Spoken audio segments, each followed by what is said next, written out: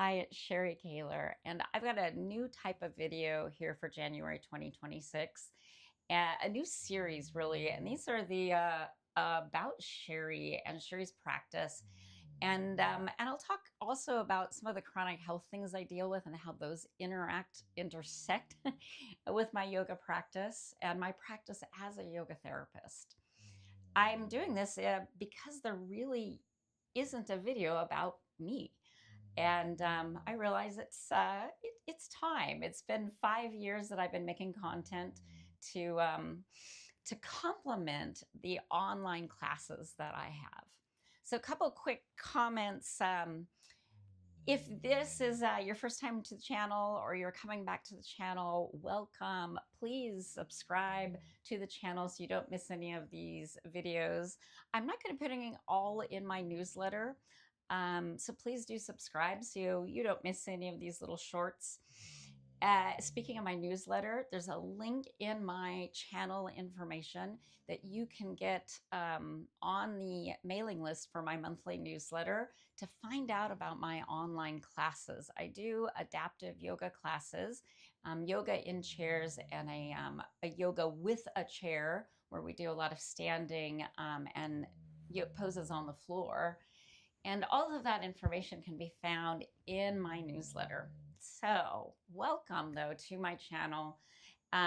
If these videos are interesting or they're fun, please take a moment to like or add a comment. I love hearing from you. So, about me, I am a yoga therapist.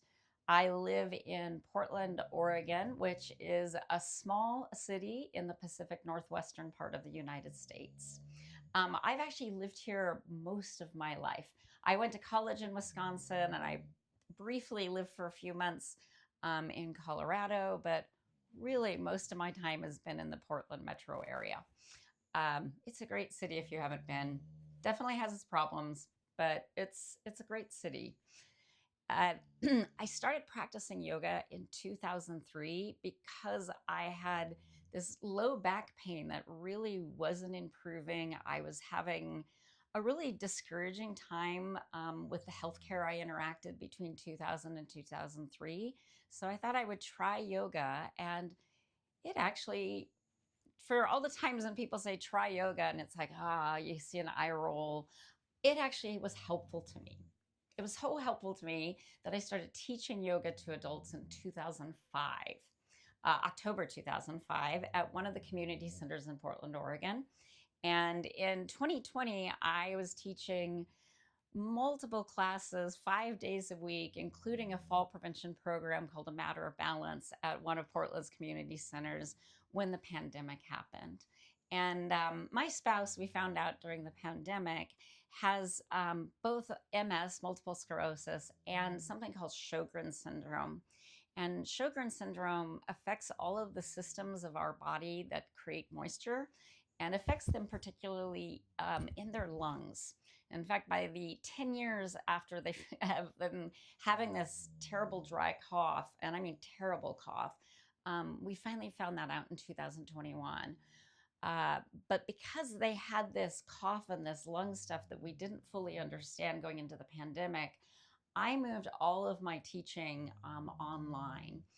And so you can now join not A Matter of Balance, but I teach a program called Mindful Fall Prevention that gets offered online through the city of Portland, their Parks and Rec recreation department. It's a virtual program through there. And you can take that honestly from anywhere if the timing works for you. There is a resident and a non-resident fee for the 5-week program. It's very inexpensive, and it focuses on all of that stuff around mindfulness and simple movement that helps reduce our fall risk. I'm going to do a whole video about why I got into mindful fall prevention, and I'm so passionate about it. In my work as a yoga therapist, I primarily have focused for many years on interventions for aging well.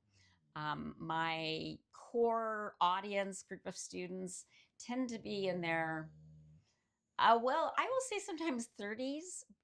People that are younger in their 30s to say 40s and early 50s often are dealing with chronic health conditions. And because many of my students are 50s to 90s.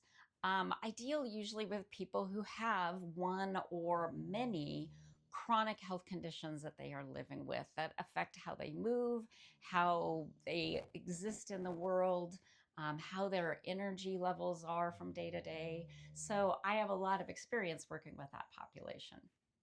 Part of the reason I have so much experience is I myself deal with multiple chronic health conditions.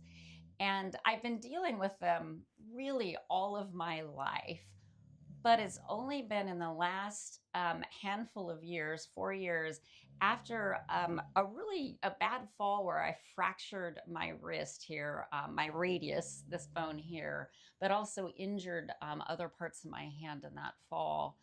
And the no pun kind of only like slightly intended. The fallout of that fall is kind of several diagnoses. Most recently, just in December of last year, building on the past few years of lab works and orthopedists. My doctor of many years diagnosed me with the hypermobile variant of Ehlers-Danlos syndrome.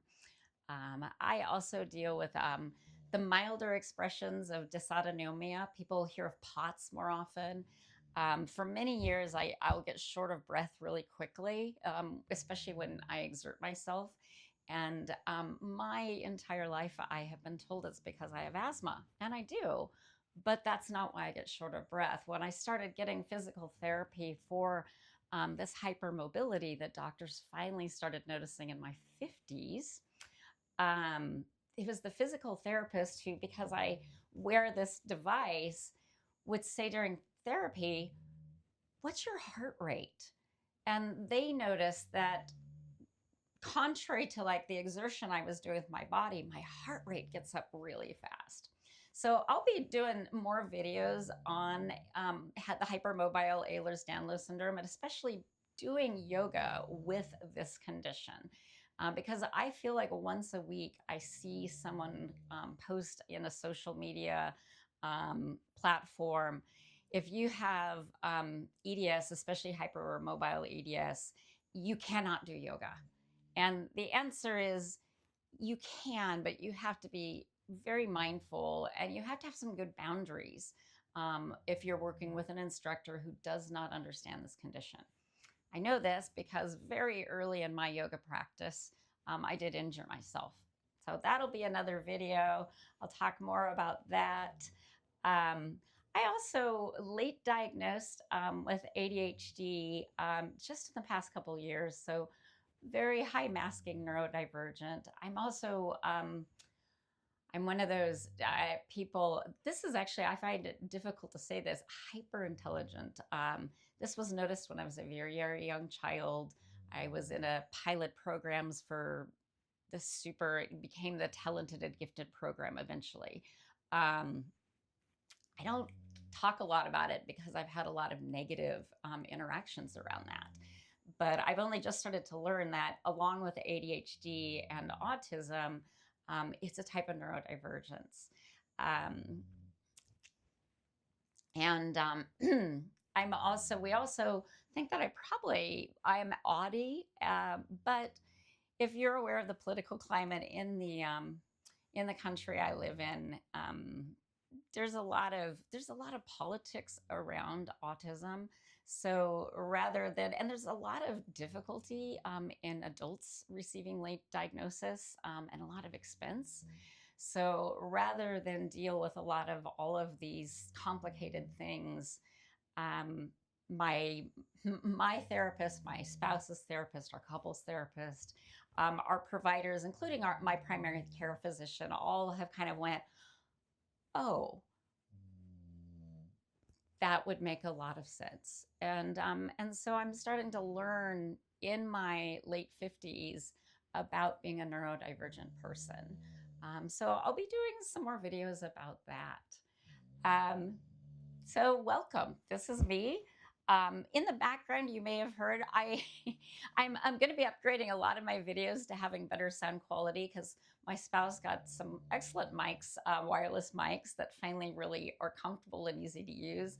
But you may often hear in the background of my videos one last little thing. I'm going to just turn the camera. if you ever hear and wonder, what's that noise in the background? This is Birdie Russell Wooster Kaler, and he is 11 years old, which is pretty old and venerable for an English bulldog. So in my classes and sometimes in my videos, if you're wondering what that vague noise in the background, it's an old English bulldog snoring. So welcome. If you are new or returning, please please subscribe, especially if you're interested in hearing more about me and my practice and my life, navigating all these diagnoses. Also diagnosed with osteoporosis just in the last year, just started treatment. In fact, just yesterday was my second treatment. So lots to learn about me and these things that I live with and how they intersect with safely having a yoga practice as you age and live in this complicated world. Thanks so much for joining me, especially if you're here at the very end. Leave me a little heart emoji if you've made it here to the very end, and thank you. I'll see you soon. Leave a comment. Bye. Peace, peace, peace. Thanks so much.